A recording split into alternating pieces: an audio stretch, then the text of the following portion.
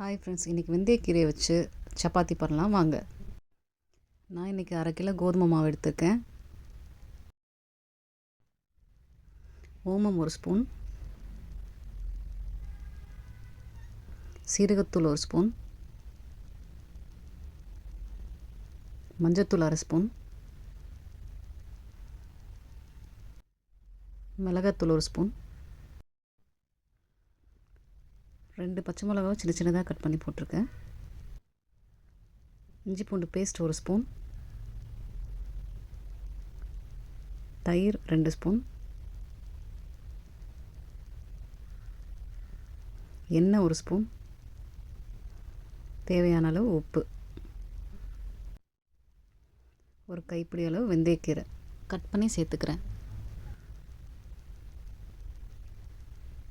இது எல்லாத்தையும் நல்லா ஒரு வாட்டி மிக்ஸ் பண்ணிக்கோங்க.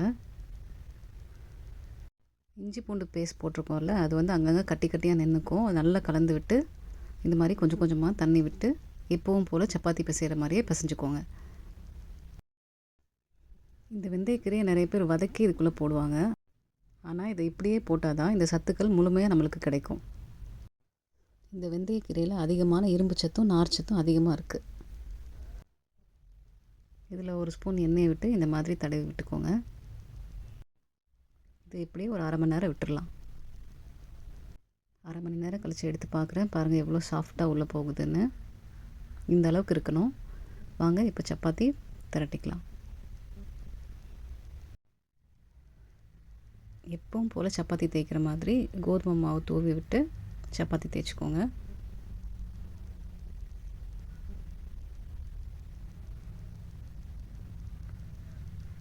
இந்த சப்பாத்தியை வாரம் ஒரு முறை குழந்தைங்களுக்கு செஞ்சு கொடுங்க, பெரியவங்களுக்கும் செஞ்சு கொடுங்க, ரொம்ப நல்லது.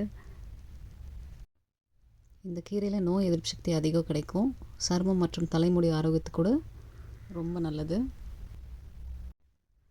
ரொம்ப மெல்லிசாகவும் இல்லாமல் ரொம்ப தடிமனாகவும் இல்லாமல் மீடியம் சைஸில் தேய்ச்சிக்கோங்க. இந்த மாதிரி சப்பாத்தி தேய்க்கிறப்போ மடக்கி மடக்கி தான் தேய்க்கணும்னு அவசியம் இல்லைங்க. இந்த மாதிரி ஒரு லேயர் நம்ம தேய்ச்சாலே போதும்.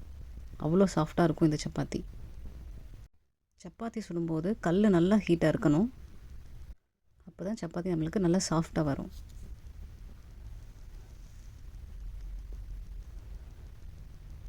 இப்போ இந்த பக்கம் திருப்பி போட்டுக்கிறேன். எண்ணெய் ஊற்றி நல்லா தேய்ச்சிக்கலாம்.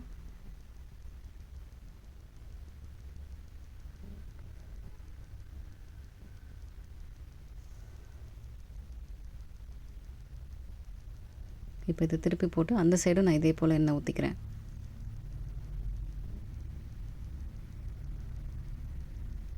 இதே போல் சப்பாத்தியை திருப்பி போட்டு எடுத்தீங்க அப்படின்னா சாஃப்டான ஒரு வெந்தயக்கீரை சப்பாத்தி ரெடி ஆகிடும்.